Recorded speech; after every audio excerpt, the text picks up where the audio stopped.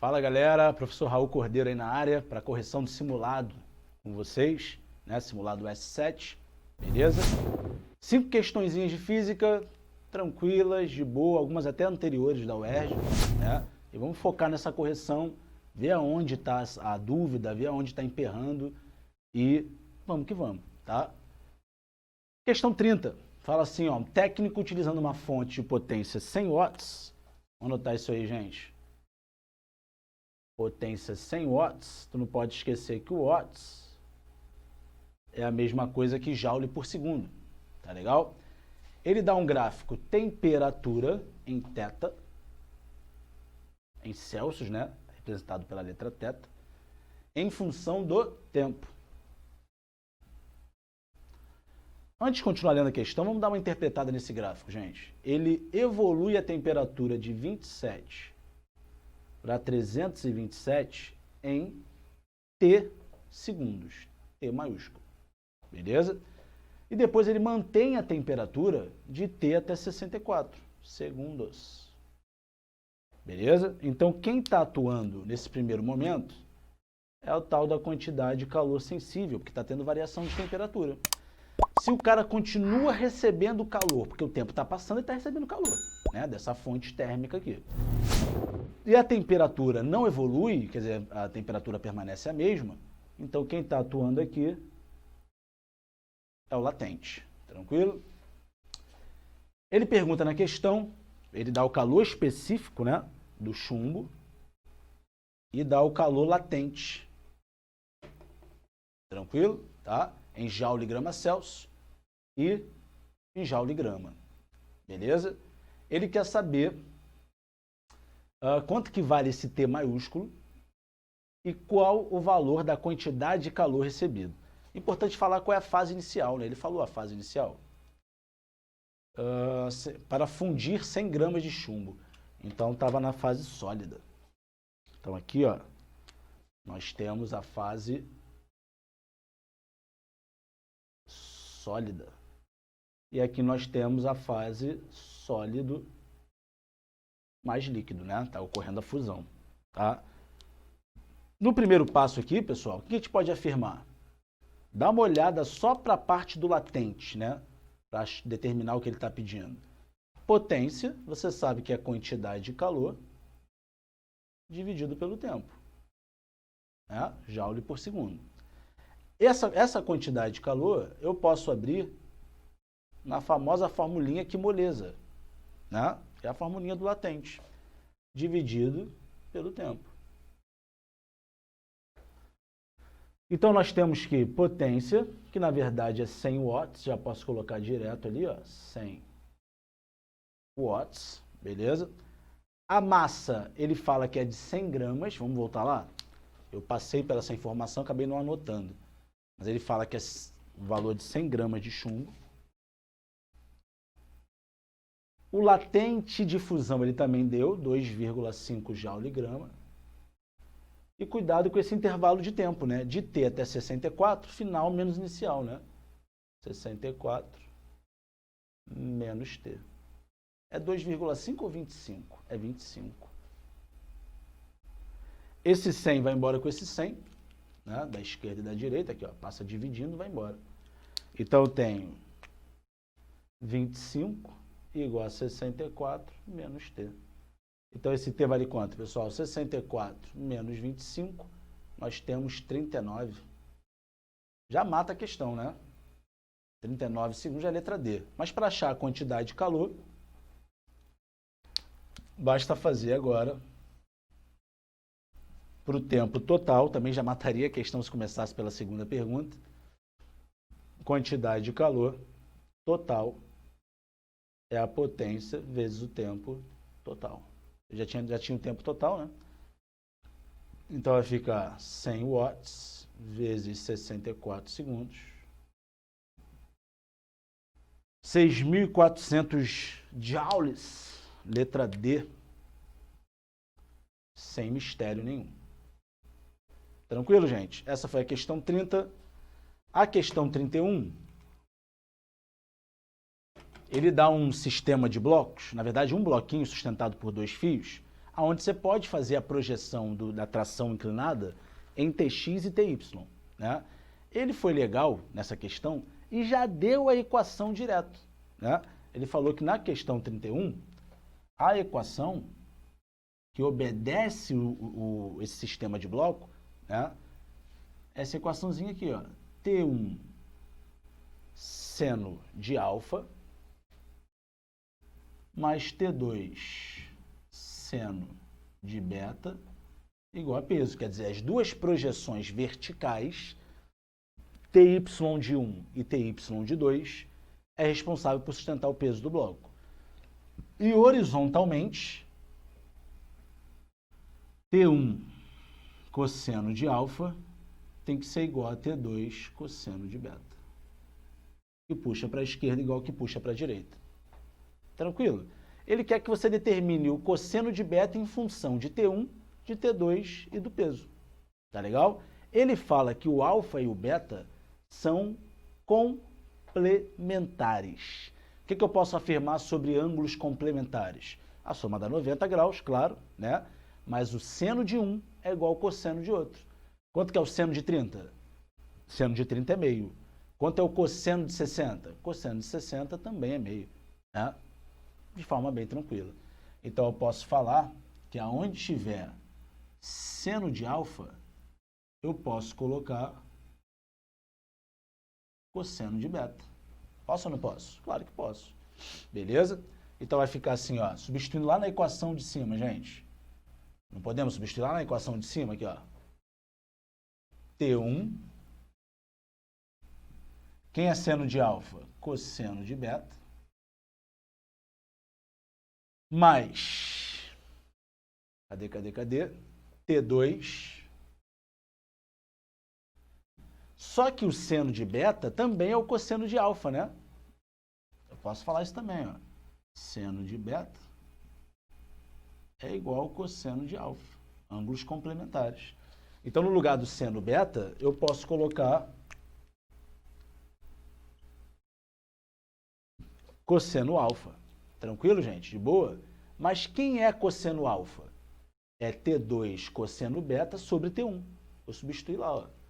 T2 cosseno beta sobre T1.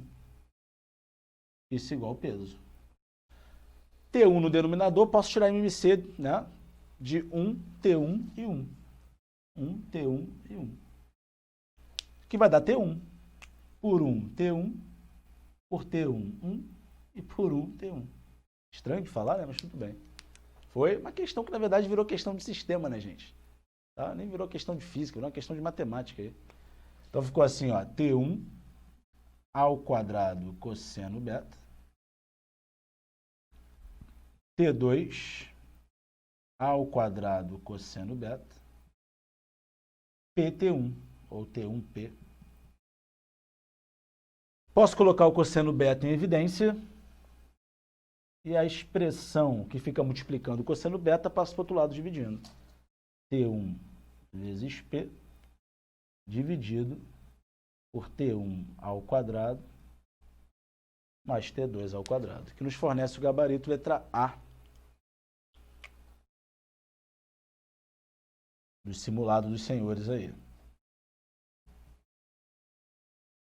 Tranquilo? De boa, gente? Essa foi a 31. A questão 32 fala assim, ó. Vamos para 32. Fala assim. Em um longo trecho retilíneo de uma estrada, um automóvel se desloca a 80 km por hora e um caminhão a 60 km por hora. Os dois estão no mesmo sentido. Então, na verdade, o automóvel está perseguindo o caminhão. Então, o esquema é esse aqui, ó. Questão anterior da UERJ essa, né? Então, tá lá o automóvel perseguindo o caminhão. O automóvel a 80 km por hora e o caminhão a 60 km por hora. Mole, de boa, tranquilaço.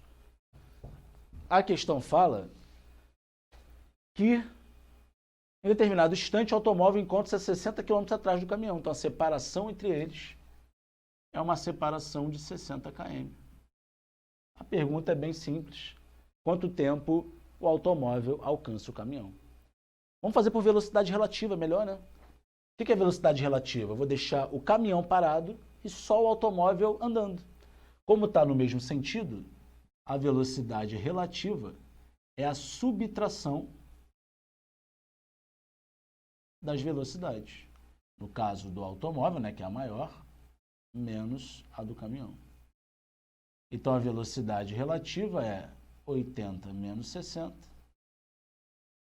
20 km por hora. Então, é como se o caminhão tivesse parado e o carro tivesse perseguindo ele a 20 km por hora.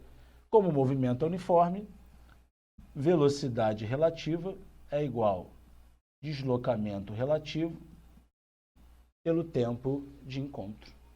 Show. Raul, não precisa fazer aquela questão de igualdade das funções, montar a função do caminhão, montar a função do automóvel, igualar os dois, sem necessidade nenhuma. Encontro em movimento uniforme, velocidade relativa é muito, mas muito mais rápido. Tranquilo? Foi? 20 é igual a 60 ΔT. Fazendo esse cálculo com bastante clareza, 60 por 20, 3 horas. Gabarito letra C. Questãozinha também bem tranquila.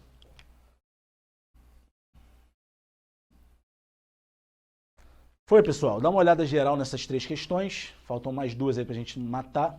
Então, por enquanto, gabarito D, A, C. A próxima também é uma questão bastante conhecida dos senhores, né? Uma questão que envolve relações métricas no triângulo retângulo e, ao mesmo tempo, fala sobre trabalho de uma força. Deixa eu apagar aqui. A gente já mata logo essa. A 33 e a 34. Acho que dá para fazer aqui. Então, a 33, meu amigo, eu nem vou montar a figura, tá? Você está vendo aí no seu simulado, que na verdade nós temos um triângulo retângulo, né? E para calcular o trabalho dessa força, eu preciso fazer a área da figura. Todo gráfico força versus deslocamento, a área te fornece o trabalho daquela força variável. Tranquilo? Só que eu sei a base, mas não sei a altura. Só que, meu amigo, relações métricas no triângulo retângulo. Lembra que a altura ao quadrado é igual ao produto das projeções? Então, o primeiro passo dessa questão é usar h ao quadrado m vezes n. A altura do triângulo maior é igual à projeção dos seus catetos. Estão lembrados disso? A altura ao quadrado do triângulo maior é igual ao produto da projeção dos seus catetos. Tranquilo? Essa altura, na verdade, é a força F máxima. Uma projeção vale 8 e a outra projeção vale 18. Então, 8 vezes 18 vai dar 144. Então, essa força máxima vale 12 newtons. Agora acabou a questão, né? Para você calcular essa área, a área de um triângulo, basta fazer base vezes altura sobre 2. Tranquilo. A base vale 26, se eu não me engano. 26. A altura vale 12 sobre 2. Esse 12 vai embora com 2, vai dar 6. E 6 vezes 26 dá 156 joules.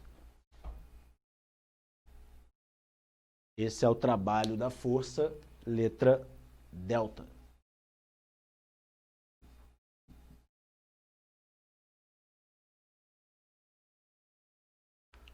Tranquilaço? E a nossa saideira da correção é a questão 34, que fala assim, gente. Ele conta uma história, nessa questão na verdade também é da UERJ, mas ela serviu para mais de uma questão, texto base, tá? Mas o que interessa nessa questão é que ele fala que eu tenho lâmpadas em paralelo. Você não pode esquecer que em paralelo associação em paralelo, a DDP é a mesma, a DDP é constante, e a soma das correntes tem que dar a principal.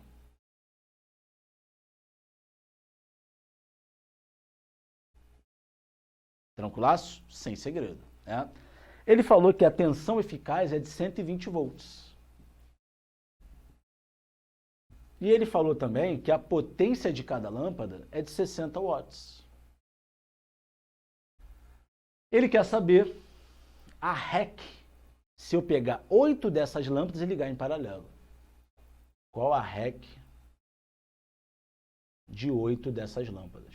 Primeiro passo é calcular a resistência de cada lâmpada, né?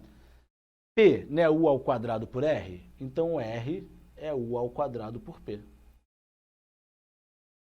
Então é 120 ao quadrado por 60. Isso vai dar cada resistência 240 ohms. Como os resistores são iguais, como que eu calculo REC de paralelo com resistências iguais, gente? Pego o valor que está se repetindo e divido pelo número de repetições. Então fica 240 dividido por 8. Então essa REC vale 30 ohms. Letra alfa.